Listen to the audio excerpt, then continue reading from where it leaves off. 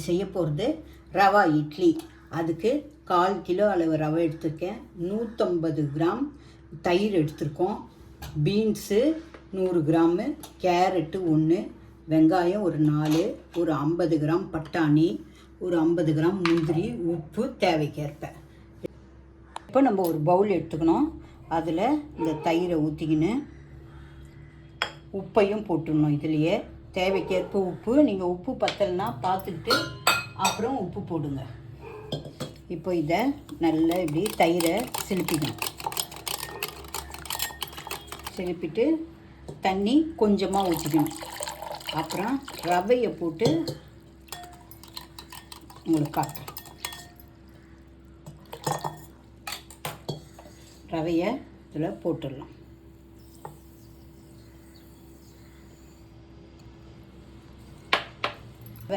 இந்த மோர் நல்லா சிலுப்பி தண்ணி ஊற்றி வச்சுருக்கோம் இல்லைங்களா, இதில் ரவையை போட்டுட்டோம். 1/4 கிலோ ரவையை நல்லா ரவை முக்கிற வரைக்கும் கலந்து உப்பு போட்டு கலந்து, இன்னும் கொஞ்சம் தண்ணி வேணுனாலும் ஊற்றிக்கலாம் நம்ம. ஏன்னா ரொம்ப கட்டியாக இருக்குது. இது ஊற ஊற ரவை ஊற கட்டி ரொம்ப கட்டியாயிடும். அதனால் தண்ணி ஊற்றி நல்லா கலந்துட்டு, இந்த அளவுக்கு கலந்துட்டு ஒரு 1/2 hour மூடி வச்சிடணும் தட்டை போட்டு. அது ரவை ஊறி நல்லா பொங்கி வரும். அப்புறம் நம்ம இட்லி எப்படி செய்யறதுன்னு காட்டுறோம் உங்களுக்கு. இப்போ நம்ம ஒரு 1/2 மணி நேரத்துக்கு முன்னாடி ரவை தயிர் சேர்த்து கலந்து வச்சிட்டோம். இது நல்லா ஊறி இப்போ கெட்டியாக இட்லி ஊற்றுற பதத்துக்கு வந்தாச்சு. இப்போது இதில் காய்கறி எல்லாம் எண்ணெயில் வதக்கி இதில் போட போகிறோம். அது எப்படி செய்யறதுன்னு காட்டுறோம் உங்களுக்கு. அடுப்பை பற்ற வச்சாச்சு. வச்சுட்டு கொஞ்சமாக எண்ணெய் ஊற்றிக்கலாம். காஞ்சிச்சு. கொஞ்சமாக எண்ணெய் ஊற்றிக்கலாம். எண்ணெய் ஊற்றிக்கிட்டு இதில் முந்திரி, இது ஆப்ஷன் தான். வேணும்னா முந்திரி போட்டுங்க, இல்லைன்னா முந்திரி இல்லாமல் கூட செய்யலாம்.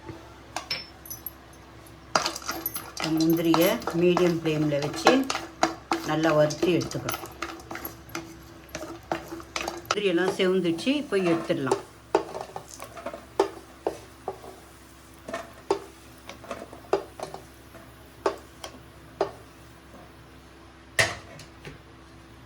நம்ம இதில் வெங்காயத்தை சேர்த்துக்கலாம்.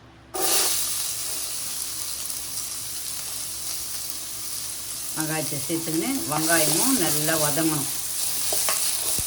நல்லா கோல்டன் ப்ரௌன் ஆகுன வரைக்கும் நல்லா வதங்கணும்.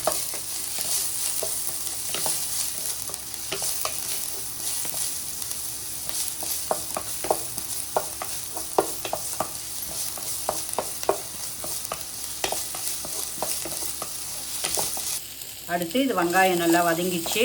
இப்போ நம்ம அடுத்து இதில் பீன்ஸை போட்டுக்கலாம். பீன்ஸு இதில் போட்டுக்கணும். பீன்ஸையும் நல்லா அந்த பச்சை வாடை போகிற வரைக்கும் வதங்கணும். அதில் பட்டாணியும் சேர்த்துக்க போகிறோம்.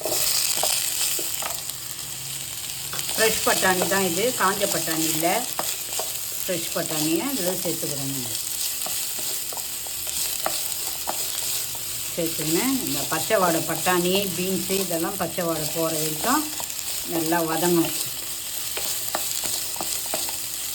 இதில் உப்பு சேர்த்துக்கலாம் நம்ம, அப்போ தான் சீக்கிரம் வதங்கும்.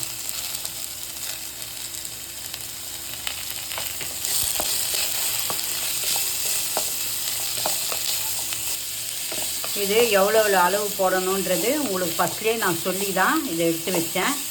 இப்போ எல்லாத்தையும் அரிஞ்சு எடுத்துகிட்டு வந்துட்டு தான் உங்களாண்ட செய்கிறோம். நாங்கள் ஃபஸ்ட்லேயே அளவு சொல்லிட்டேன் உங்களுக்கு. ரவை ஊற வைக்கும்போதே இந்த அளவெல்லாம் சொல்லி தான் ரவையை ஊற வச்சோம்.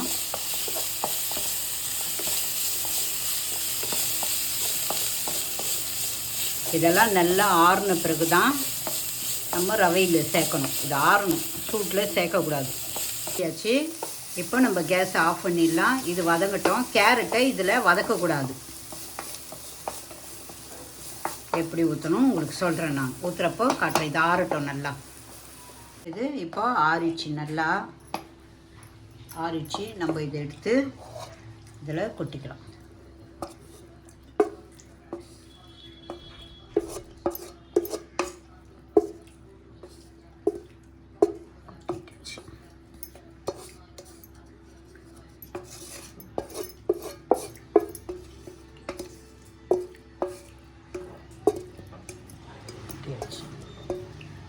கலக்கிட்டு இப்போது இதில் இந்த முந்திரியும் வறுத்து வச்ச முந்திரியும் இதில் சேர்த்துடலாம்.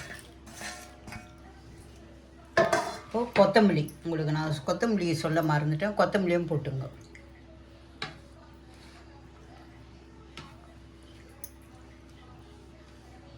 கொத்தமல்லியும் போட்டுட்டு இதில் நல்லா மாவை கலக்கிடணும்.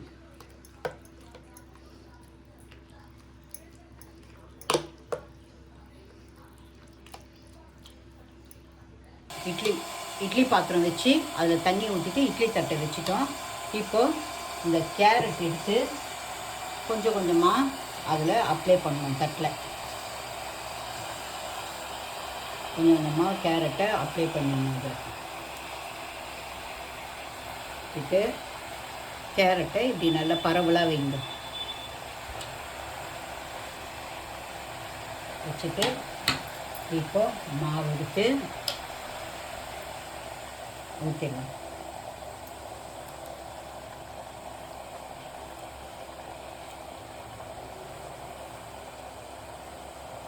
நல்லா கலக்கி ஊற்றுங்க. ஏன்னா இது ரவை அடியில் திக்காக நின்றுடும். இது ரொம்ப ஹெல்த்தியான இட்லி. இது உங்களுக்கு இதில் வெஜிடபிள்லாம் சேர்ந்துருக்கிறதால டயட்டுக்கிறவங்க கூட இதை சாப்பிட்லாம். இதில் நிறைய வெஜிடபிள்ஸ் இருக்குது. நீங்கள் உங்கள் வீட்டில் செஞ்சு பாருங்கள்.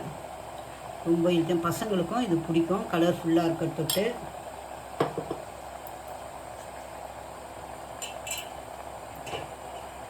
மேலே கொஞ்சம் அப்படியே தூணா போல் கேரட்டை போட்டுருங்க.